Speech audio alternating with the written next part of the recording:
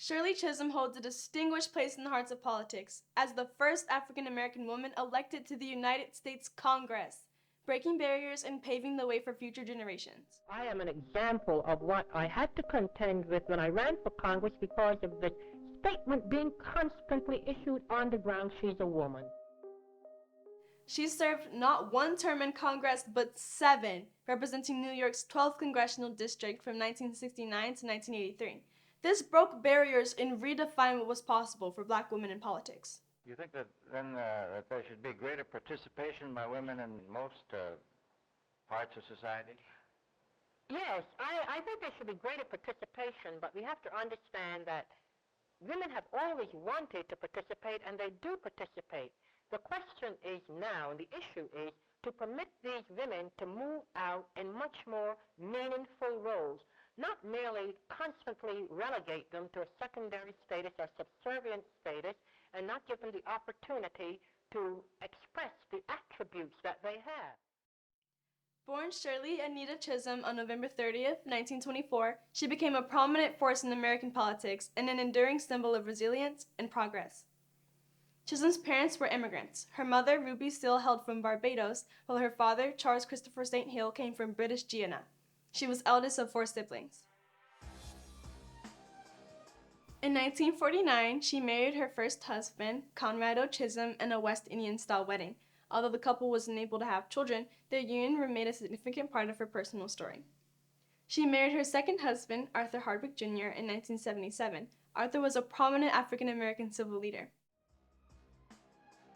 Chisholm's impact on legislation was undeniable, introducing more than 50 pieces of legislation during her tenure in the House of Representatives. She successfully extended unemployment benefits to domestic workers and introduced the SEEK program, which stands for Search for Education, Elevation, and Knowledge. This initiative gave disadvantaged students the chance to attend college while receiving intensive remedial education. The young people are trying to say something that they want change, and change is needed. And change is always in the nature of things that are progressive in a society. And I'm afraid that the young people are not going to be turned around. These young people have a great deal to say, and they're very deep, and they're very concerned, and most of all, they are committed to social justice in this country, which many of the older folks aren't yet committed to. Her legislative focus went beyond the basics, tackling economic justice, education reform, and equitable healthcare access. At the same time, she fought for gender and racial equality, proving her commitment to building a more just and inclusive society. Chisholm worked to expand the food stamp program and playing a key role in creating WIC, the Special Supplemental Nutrition Program for women, infants, and children, which became a lifeline for countless families in need. Why do you want to be President of the United States? I want to be President of the United States because I'm very concerned about the direction in which the country is moving. Do you think America is ready for a president that is both black and a woman? Shirley Chisholm was the first black woman to run for the Democratic Party's presidential nomination in 1972. And anybody who's followed my political career knows very, very keenly that I am the only unbought and unbossed politician. And I mean that literally. She emphasized her refusal to be controlled by party politics or special interests, challenging the political status quo during her campaign. I stand before you today as a candidate for the Democratic nomination for the presidency of the United States of America.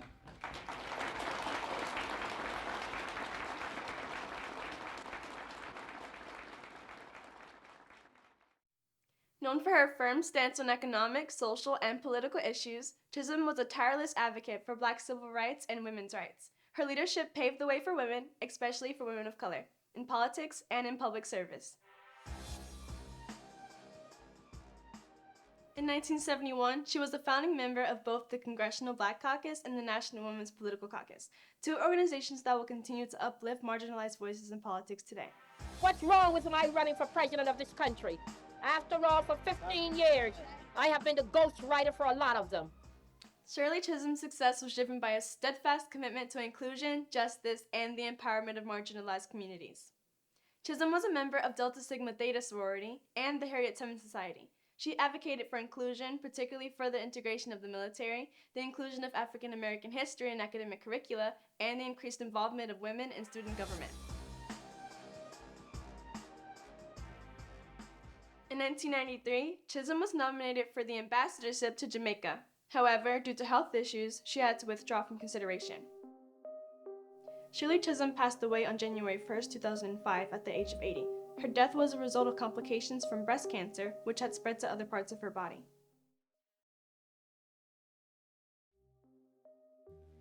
In 2015, she was awarded the Presidential Medal of Freedom in recognition of her contributions to American politics and her enduring legacy as a pioneering force for women and people of color in public service. When I ran for Congress, when I ran for president, I met more discrimination as a woman than for being black. Men are men. I wouldn't be surprised if we don't have a woman president for the next 20 to 25 years, particularly if the women continue to move in the direction in which they're moving now in this country by constantly fighting for recognition on the basis of their talents and their abilities, and not on the basis of their sex. And they're making the gentlemen in this country begin to realize that ultimately all discrimination, whether it's anti-woman or anti-black, all discrimination is anti-human. Don't believe me? Do your own research. More black people with powerful stories are Georgia Ann Robinson, Kathy Williams, Kamala Harris, and Stacey Abrams. Comment below whose story you would like for me to share. What do you think about Shirley Chisholm's story? Do you think America is ready for a president that is both black and a woman?